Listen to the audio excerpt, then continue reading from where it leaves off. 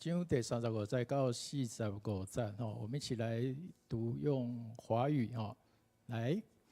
西比泰的儿子雅各和约翰来见耶稣，说：“老师，我们有一个请求，希望你能答应。”耶稣对他们说：“掉了。耶稣问：要我为你们做什么？”他们回答：“当你坐在荣耀的宝座上时，请让我们跟你坐在一起，一个在你右边，一个在你左边。”耶稣对他们说：“你们不知道所求的是什么。我要喝的苦杯，你们能喝吗？我要受的洗礼，你们能受吗？”他们回答：“我们能。”耶稣说：“我要喝的杯，你们固然要喝；我要受的洗礼，你们固然要受。但是谁可以坐在我的左右，却不是我能决定的。这些座位，上帝为谁预备，就赐给谁。”其他10个门徒听见这事，对雅各和约翰很不满。因此，耶稣把他们都召集到他跟前来，对他们说：“你们知道，世上那些被认为是统治者的，有权管辖人民，领袖也有权支配人民。但是你们却不是这样。你们当中谁要做大人物，谁就得做你们的仆人。谁要居首，谁就得做大众的奴仆。因为人子不是来受人伺候，而是来伺候人，并且为了救赎众人而献出自己的生命。”好，我们今天的题目叫做服事方程式我们从刚才所读到的圣经当中，我们要来思考服事这个课题我想我们在国中的时候，数学课一定都学过方程式我们苏信长老师数学老师那我们知道方程式的解法，我们如果不熟，或者是演算的过程当中会出差错，那结果就是会算错其实我们的服事也是一样，我们如果不清楚服事的本质，或者在服事的过程当中，我们的心态出了差错，那都会让我们陷入魔鬼的诡计，那也有可能会伤害到别人，或者是伤害到教会。那我们今天就要透过这段经文来彼此勉励，我们来学习服事方程式，我们也来留意服事的生命和历程。我们今天所读的圣经记载到西比泰的儿子雅各和约翰来见耶稣，求耶稣在他得到荣耀的宝座的时候，要赐给他左右2个位置给他的兄弟那么这对兄弟他们所了解的荣耀，是要坐在世人所追求的权柄和尊贵的位置。他们觉得这是一个很好的一个宝座，他们想要追求这个位置，但是事实上真的是这样吗？我们想这对兄弟他们是耶稣所亲近的门徒，他们也一直跟随着耶稣，那他们也爱着耶稣。那么一直以来，门徒的经验是，耶稣所到之处都有很多人簇拥着耶稣那他们也受差派去传福音。他也看见耶稣医病赶鬼的能力还有权柄，所以当耶稣带门徒要上耶路撒冷去过逾越节的时候，很多人会认为说，耶稣这次去耶路撒冷，他一定是有一个很大的作为。那所以雅各跟约翰他们也就认为说，耶稣会到这个耶路撒冷去发展一件大事就好像说也许是一个政治上的一个大事，他会成为一个政治上的领袖，所以他们认为，当耶稣要居大位的时候，他们也想要卡位免得慢了别人一步。那这对于人来讲，这就是人的无知和骄傲，让我们都成为像他们这样成为一个野心勃勃的人。雅各跟约翰他们所说的，一个在你的右边，一个在你的左边，他们是要当官的意思。那用现在的观念来看，就是一个想要当行政院长，一个想要当立法院长，例如这样子，对，或者想要当副总统，他们甚至于认为这个荣耀的将来，我们都听过苦尽甘来嘛，他们觉得为了这个荣耀的将来，他们现在可以承受苦悲，所以当耶稣对他们说，我要喝的苦杯你们也要喝，然后我要受的洗礼你们也要受。他们觉得，我可以哦，我如果经过了这一段苦难，我可以得到那个荣耀的将来，那我为什么不能承受？他就觉得他是可以的。但是耶稣他很清楚的看见，在耶稣的前面是那个荣耀的未来吗？是一个十字架，是十字架的道路。所以耶稣如果在十字架上受苦，坐在他的左右，是要被一起钉在十字架上。如果这个约翰和雅各他们知道要坐在耶稣的左边跟右边，就是要一起被钉在耶稣的左边跟右边，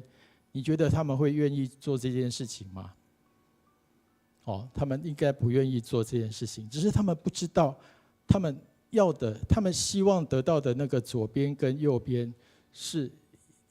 将来耶稣所要面临的苦难，他们必须要跟耶稣一起承受那个苦难。所以耶稣对他们说：“你们不知道所求的是什么。我要喝的苦杯，你们能喝吗？我要受的洗礼，你们能受吗？”其实这个雅各跟约翰他们的骄傲就跟我们一样。也有的时候，我们心里面也会有这样子的骄傲。我们真的知道自己在求什么吗？当我们真的知道我们所跟上帝求的是对我们有益处的吗？有的时候，我们跟上帝祷告的时候，我们都会求。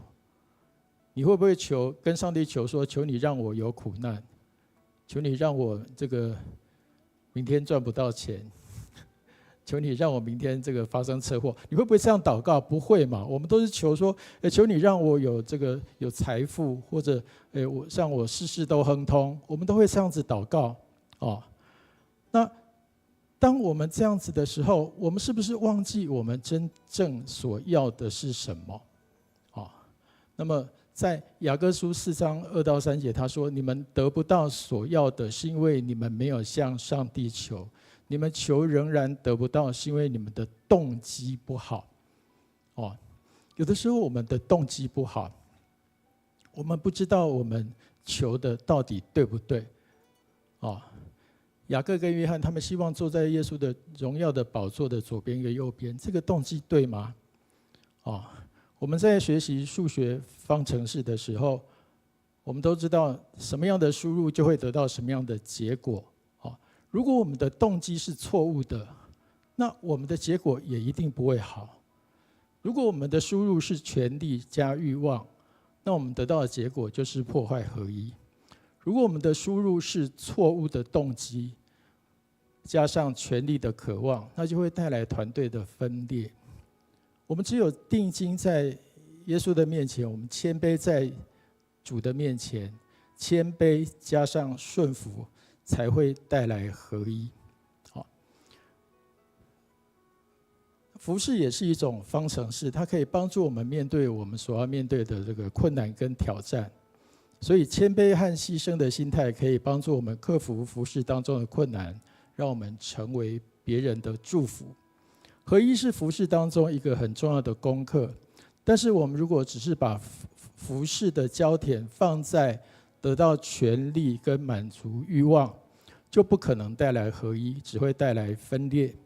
也就是说，我们的服事如果只在乎自己要追求什么样的职分，我们要得到什么好处，或者是要掌握什么样的权利，那这样的服事心态就是出了问题。当我们有这样子的心态的时候，我们就很容易在服事的过程当中产生纷争，产生不愉快，最后会造成分裂。所以这个权力加欲望会带来破坏合一，这个方程式我们要求圣灵来帮助我们，让我们的服事是一个合一的服事。接下来我们再看，耶稣对他们说：“我要喝的苦杯，你们能喝吗？我要受的洗礼，你们能受吗？”这个耶稣的杯，这个苦杯到底是什么样的杯？我们从以赛亚书61章这边可以看到，他说：“至高上主的灵临到我，他膏立我，拣选了我，要我向贫穷的人传佳音。他差遣我医治伤心的人，要我宣告被掳的得释放，被囚的得自由。他差遣我宣告上主拯救他子民的恩年。”所以基督徒就是一个跟随耶稣的人。耶稣拣选我们要向贫穷人传佳音，他要我们医治伤心的人，要我们宣告被掳的得释放，被囚的得自由。所以基督徒就是一个跟随耶稣的人，学习耶稣样式的人。那么成为基督徒就是要走耶稣基督曾经走过的路，然后要继承他的工作，要完成他的使命。那耶稣的杯是什么杯呢？我们在路加福音12章50节可以看到，耶稣要去耶路撒冷是要被人出卖，甚至被判死刑，他这个生命的苦难之杯。耶稣要受的洗礼是将来他要在耶路撒冷被捕，要被鞭打，而且被钉死在十字架上，最后被围观，然后被羞辱，被那些有权力的宗教领袖讽刺他们，讥笑他，羞辱他。这是一个苦难的洗礼。所以当耶稣听到雅各跟约翰的要求，就对他们说：“你们不知道你们所求的是什么。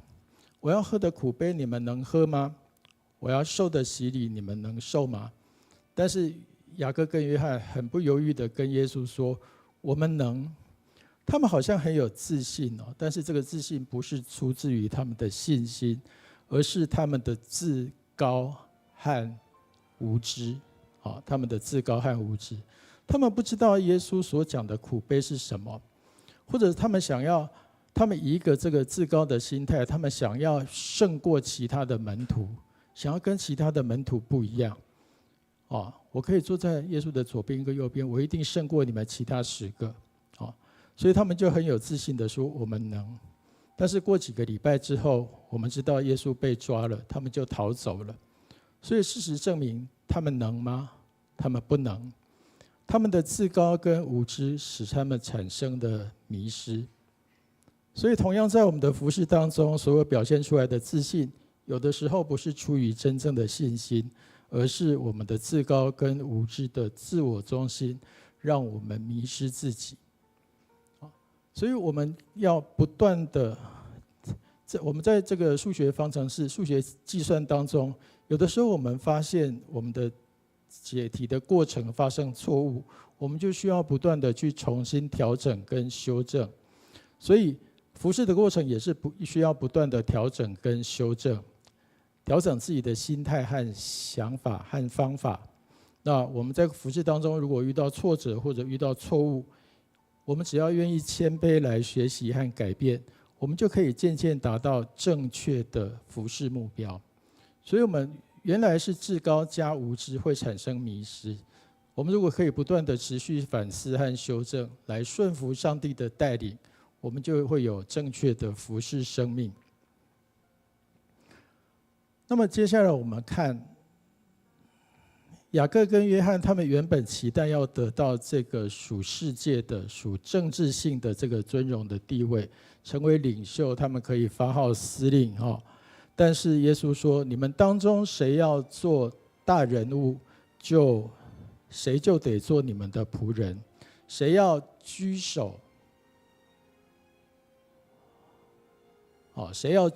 谁就得做大众的奴仆。”在上帝的国度里面，地位不是用努力去争夺来的，不是靠他的功劳得到的，也不是要给谁就给谁。在上帝的国度当中，领袖就是仆人，带头的就是要服侍人。有一个很著名的指挥家叫做卡拉扬，有一次记者问卡拉扬说：“乐团当中最难演奏的是哪一个位置？”卡拉扬就回答他说：“是第2小提琴手。”为什么？因为他说，因为我可以很轻易的找到一堆很杰出的第一提琴手，但是我要找到一个愿意担任第二提琴手的人，而且他又充满热情，却很困难。一个乐团如果没有第二提琴，根本没有和谐的音乐。所以一个领袖就是可以带领别人向着目标前进，影响别人达到预期目标的人。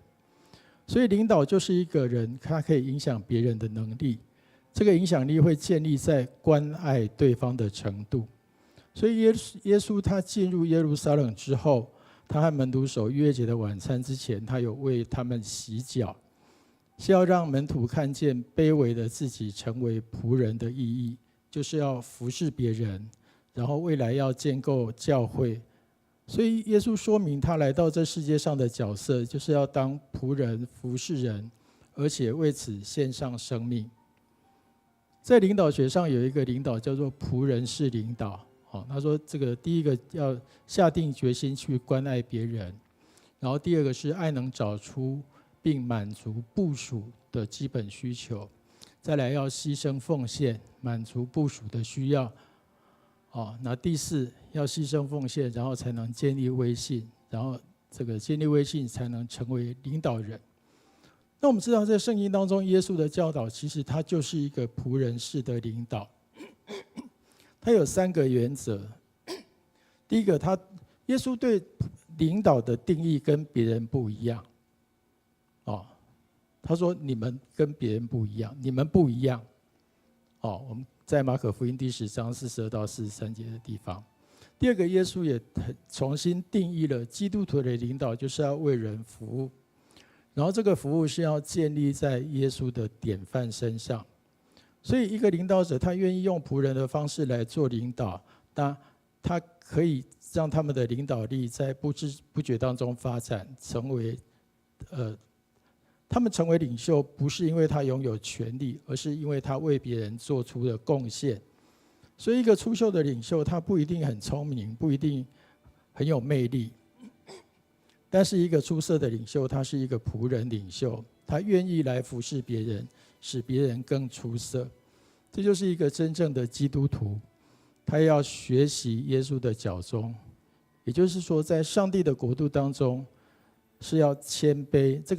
这个尊荣的高度是和谦卑的深度是成正比的。所以在这个服事的方程式当中，我们要学习耶稣谦卑的样式。耶稣要我们明白，谦卑牺牲才是正确的服事态度，这样的服事才是上帝喜欢的。而这个谦卑不是表面的谦卑，而是一个出自内心，他整个生命流露的谦卑。就像耶稣一样，他是倒空自己，成为奴仆来服侍众人。所以耶稣所受的牺牲也不像一般人只为了自己喜欢的人或是亲友来牺牲。如果你只能为你喜欢的人或者你身边的人、家人来牺牲，那又不叫做，就跟耶稣的牺牲就差了一段距离。而是我们要为了生活当中所遇到的每一位有需要的人来牺牲，就像耶稣愿意为我们有罪的人、有罪的罪人来牺牲一样。所以在我们的服事的过程当中，我们有没有活出耶稣这样子的谦卑的生命？我们是不是愿意在服事当中随时开放，用开放的心，用一个愿意受教的心，愿意来受调整？就像第3个方程式，我们在学习的过程当中，我们可以持续努力，持续的调整，就像耶稣为我们牺牲他的生命。我们可以为耶稣牺牲什么？我们可以去思考这样的问题。在一个解这个数学方程式的时候，有的时候我们会有一个联立方程式，它就像团队服事一样，需要各种不同恩赐的人共同协作，加上团队合一，它才是一个有效的服事。所以在一个团队当中，每一个人都有不同的恩赐和角色，他们可以互相合作，就可以完成上帝所托付的事工。如果彼此之间的缺乏合作和沟通，我们就没有办法解决这一个服事的方程式。那在数学当中也有一种叫做这个迭代法，或者叫做逼近法。他要我们持续的逐步的去逼近正确的答案。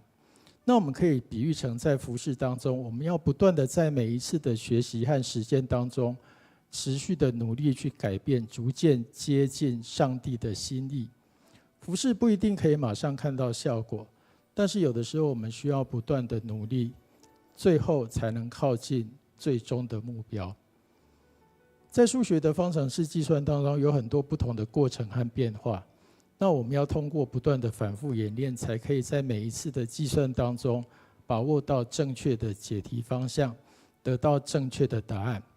同样的，在这个服事的方程式当中，也需要我们不断的在生活当中操练和实践，我们才可以在每一个阶段的服事当中，持续活出上帝所喜悦正确的服事生命。但是最重要的，我们要定睛在上帝的面前，我们要看见我们的上帝是我们的盼望，是我们一生的依靠。我们一起站立后，我们来唱一下这首回应的诗歌。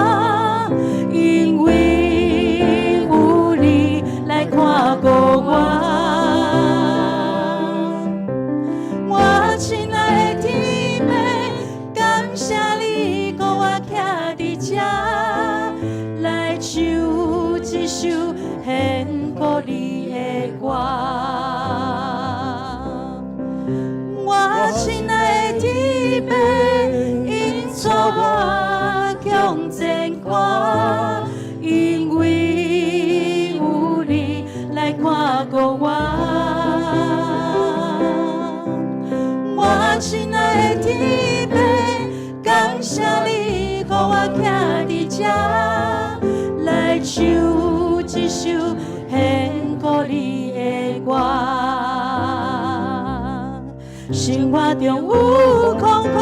也会行行，我知影你伫这，有你作伴，有你作伴。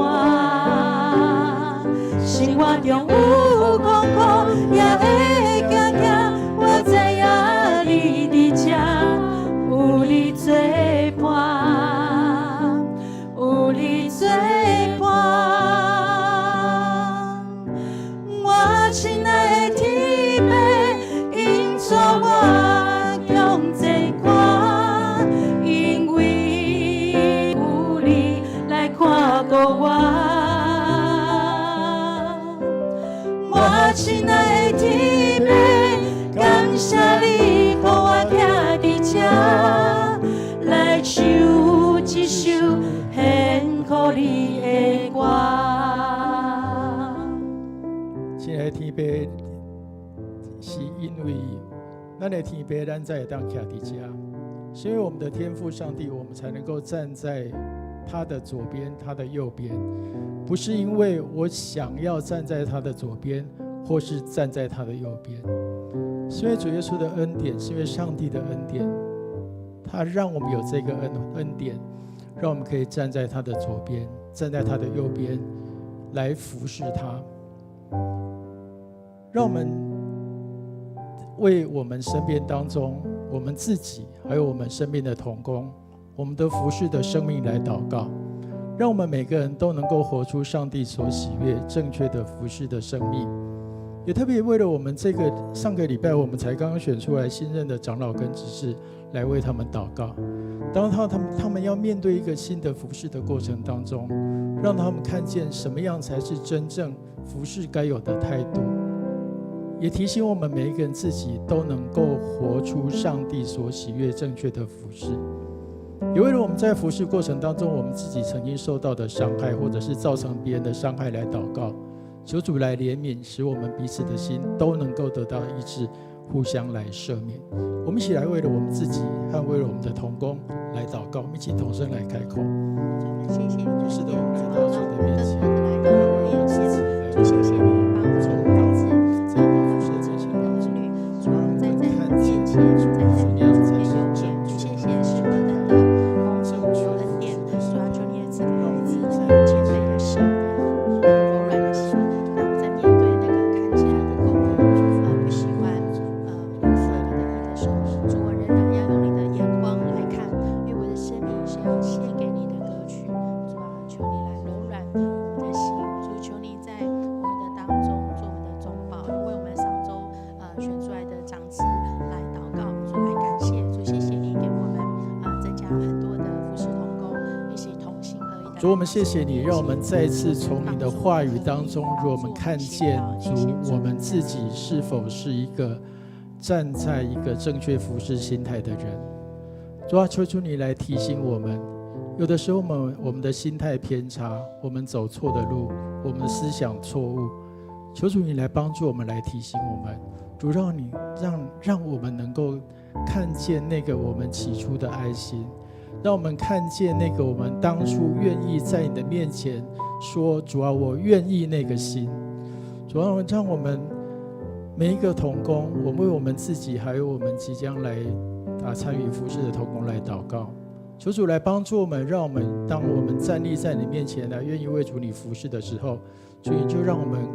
有这样子学习你的样式，更加的谦卑，更加的顺服，更加的愿意接受你的教导，让我们站在一个正确的服事的道路上。所以我们要感谢你拣选我们，让我们能够与你一起来同工，来参与在上帝国的服事当中。求你来帮助我们在服事的过程当中，能够以基督的心为心，让我们时常注目看你所留下来这些生命的榜样，让我们的生命能够在谦卑和牺牲当中活出主耶稣基督的样式，让我们的服事走在正确的道路上。我们这样祷告，奉主耶稣基督圣名，阿们。阿们。我们请坐。我们要为国家来祷告，一起为国家来祷告。我们为了在国家当中的各个政党来祷告，求神的智慧充满各个政党的领袖，减少这些政治的分歧对社会所造成的影响，能够四下的合一的领，让各政党能够超越党派，能够共同为国家和人民的福祉来努力。我们也为台湾正在受少子化还有高龄化人口结构的问题影响，以及劳动力的年龄也正往65岁以上倾斜，求神来赐下智慧给政府和企业的领袖，使他们能够制定适当的政策和措施，能够正视还有预备迎向台湾超高龄的社会。我们一起为了国家来祷告，我们一起同声来开口。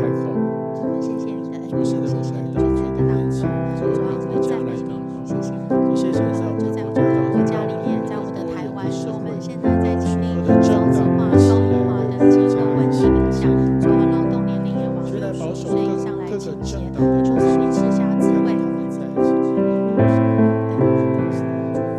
主啊，你帮助我们。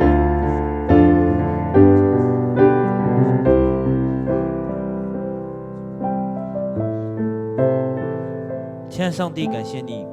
在经历过大灾难和敌人无时无刻的侵扰下，台湾的百姓仍然在今日能够和平安康的生活。感谢你一切的带领保守，就是我们看见主耶稣你是如此的恩待台湾这块土地，也是如此的疼爱在台湾这块土地上的人民。主耶稣，我们要为台湾的各个政党来祷告，不论是在野或执政党，求主耶稣你的智慧可以充满在他们身上，让这些政党的领袖能够有当领袖的智慧，也可以行公义、好怜悯、存谦卑的心，并且减少政治上的分歧和自己的私欲，为台湾的社会进步和共同的福祉，我们一起来努力。主耶稣，我们也为台湾的社会的少子化、高龄化来祷告。主耶稣，我们知道足够的劳动力是经济成长的关键，求主耶稣赐下智慧给政府，可以有适当的政策和措施，正视和预备台湾高龄社会的议题。也求主耶稣你来调整我们的社会，让我们的社会可以成为对年轻人甚至下一代友善的社会，在经济、文化、教育上都让人能够有安心，也可以有正向的发展。就是我们将满心的感谢祷告奉靠圣名祈求，阿们。好，接着我们要为教会来祷告。我们首先为了要感谢我们上个礼拜在户外礼拜这一天当中，我们整个活动非常的顺利，还来感恩，也感谢上帝垂听我们的祷告，赐下好的天气，也看顾我们众人出入平安，使这个59周年的庆祝能够荣神益人。我们要为了10月27号教会要举行的2025年的事工研讨会来祷告，愿新就任的同工能够有顺畅的交接，也可以共同来规划教会60周年的意向和蓝图。我们一起开口来为教会来祷告。主，谢谢你带领我们的教会经过60年的岁月，就在这60年当中，你兴起许多的教会领袖来带领这个教会，所让建造教会成为主你所喜欢的教会。我们谢谢你在上个礼拜的户外礼拜当中，你带领我们在这个整个过程能够非常的顺利，谢谢你。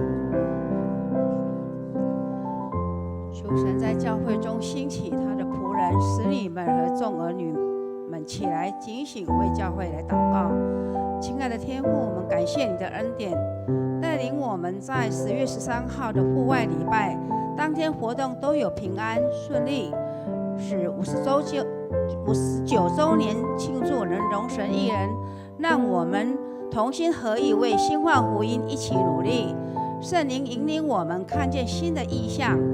你要做新事在迦南教会。我们将在10月27号举行2025年事工研讨会，愿新就任同工能有顺畅的交接，也能共同规划教会60周年的意向和蓝图，帮助我们同心合一，往同一个目标迈进。愿你的旨意行在地上，如同行在天上。更要为教会牧区牧养事工来祷告，求主使会友们得到灵命的喂养，也让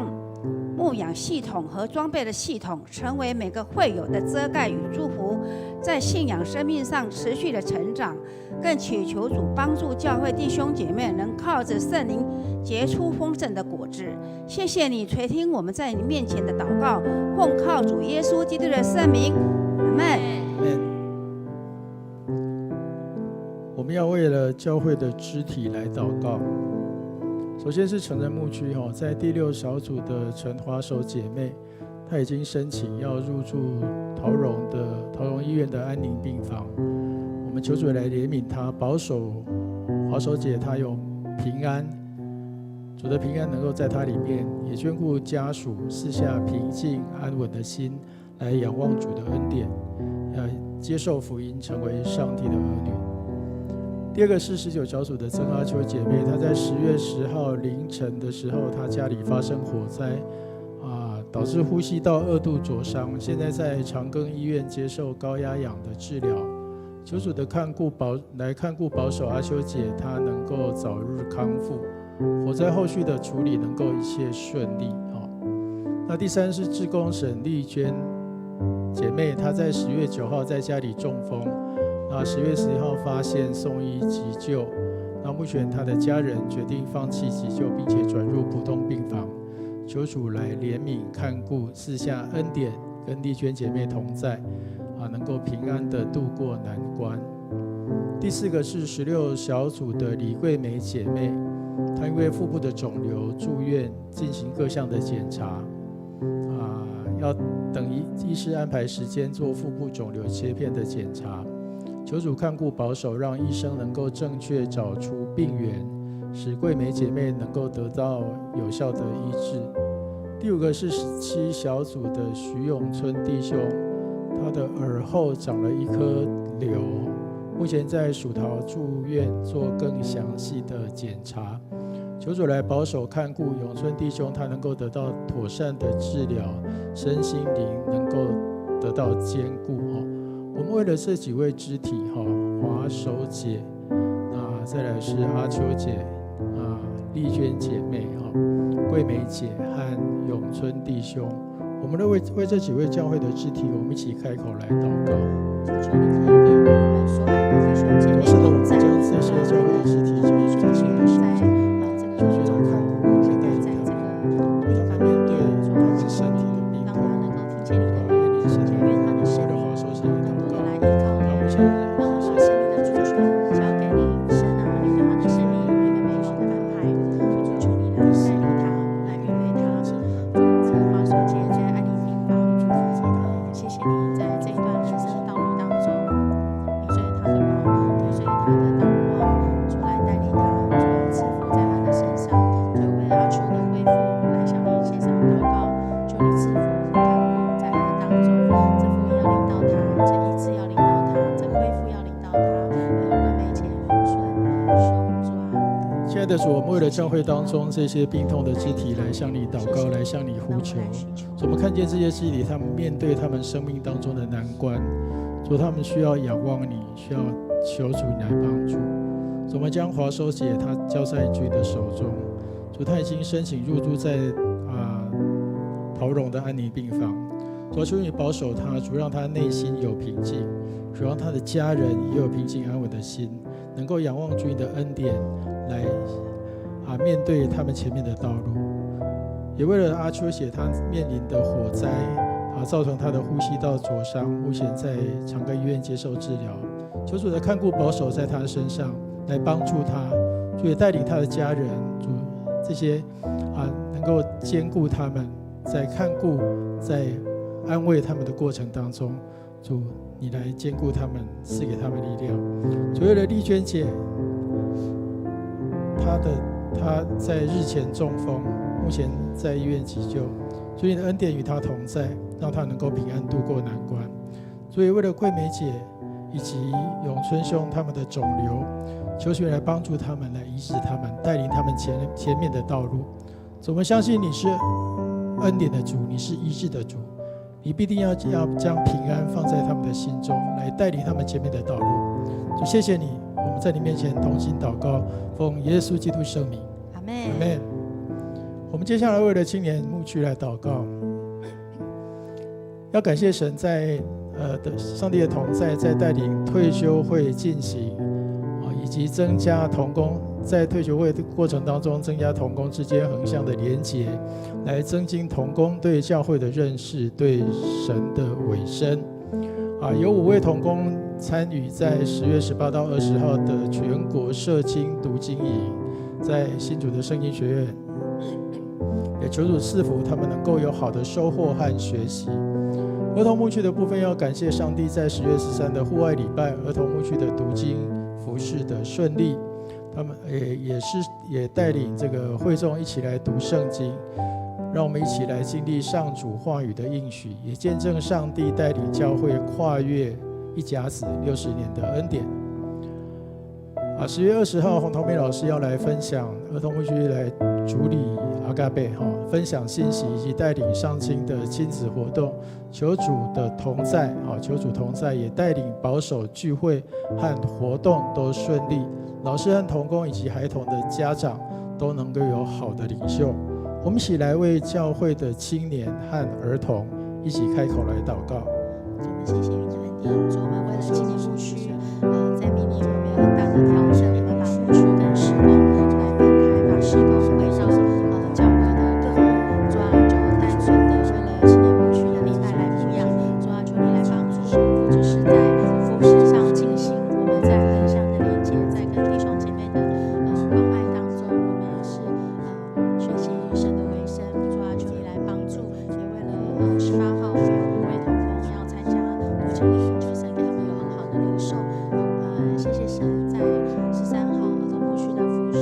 主谢谢你赏赐这样的机会，也为了20号洪桃梅老师的信息的分享，主求你同在来。我们为了教会的青年牧区来祷告。谢谢你，赞美你。主要特别感谢上帝的带领，在退休会的进行的过程当中，主透过退休会带领青年同工一起聚集，一起连结，一起分享，让他们增加横向的连结，增加同工对教会的认识，也增加他们对上帝的委身。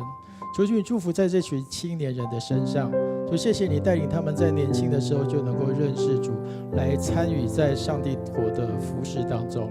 求主让他们在服事当中更加的坚定自己的信仰，让他们愿意对教会有更多的委身，愿意更多投入教会的事工当中。所以也祝福这有5位的同工要参加在10月18到10月20的全国社青的读经营。求主来赐福他们，让他们在这次的营会当中有好的领受，主的恩典在他们身上运行，主赐下智慧，让他们从读经当中开启他们的心窍，让他们更明白上帝的真理，让他们能够一生行在真理的道路上。我们为了儿童牧区来向你祷告，祝福他们谢谢你带领他们在上个礼拜的户外礼拜当中有好的服事。主要这群儿童在从小的时候就能够参与在上帝的服事当中，能够带领弟兄姐妹一同来读经，让他们从小的时候就将圣经的话语放在他们的心里面，成为他们一生的帮助，也能够带领他们的服事成为众人的祝福。所以祝福在下个礼拜洪桃梅老师要来的分享带领的活动，求主来带领他们，来保守他们，在这个阿嘎贝的聚会当中，让他们领受到上帝的恩典，也能够跟其他的同工、其他的小朋友有更多的连结，在每一次的聚会当中，都一次一次的与主你更加亲近，一次一次的与主你更加连结，来领受上帝的恩典。谢谢你，我们在你的面前同心祷告，奉主耶稣基督圣名，阿们。咱做伙歌站起来咱们来用诗歌来和乐上帝。神给我们的恩典是让我们可以白白领受。咱做伙来唱，稳定是要白白给人。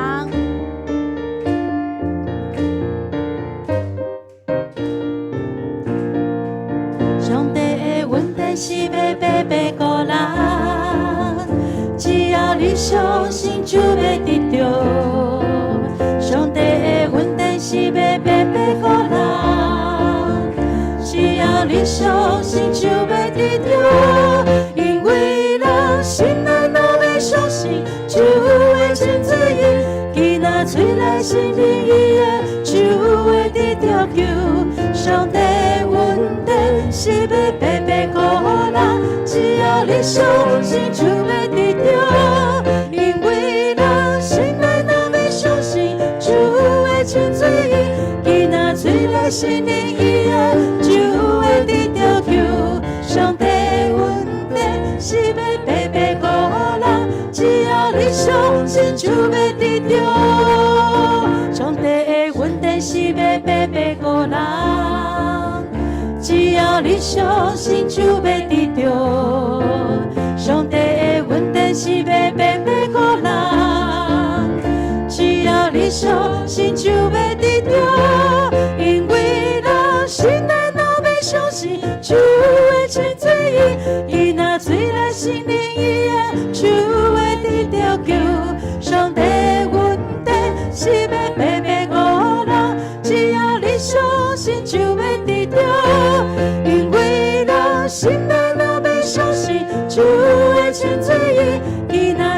是你以爱，就会得到救。上帝稳定是要白白给人，只要你相信就会得到。最后是上帝稳定，上帝稳定，上帝的稳定是要白给人，只要你相信就会得到。好，感谢主啊！好，咱互咱会当伫遮做伙来组织。好，上帝稳定是白白互咱当徛伫主的面前来服侍伊。好，咱做伙来祈祷。亲爱的天父上帝，我们感谢你，让我们在今天晚上的聚集当中，再一次聆听你的话语，也听见主耶稣他的呼召。我们来不是要做众人的主，不是要来被人服侍，而是要服侍人。我们被呼召不是要成为主人，而是要学习仆人的服侍，如同耶稣基督舍己取了奴仆的形象，愿意在十字架上的牺牲来成就神你美好的心意。愿上帝再一次把这样的负担放在我们每位弟兄姐妹的心中，让我们再一次分别自己为圣，能够成为上帝所拣选那贵重的器皿，不论顺境逆境，得时或不得时，不论是在祝福或是苦难当中，我们靠着那加给我们力量的，凡事都能，并且我们有得胜的秘诀，知道主必一定永远与我们同在。愿上帝再次垂听我们祷告，特别与我们每位教会肢体，特别是在病痛当中、苦难当中、忧闷当中，或是在软弱当中的肢体同在，使他们能够在代祷当中能够被安慰、被扶持，也能够被建造，有上帝的话语成为他们脚前的灯、路上的光，并且带给他们盼望，带给他们希望，来勇敢面对明天。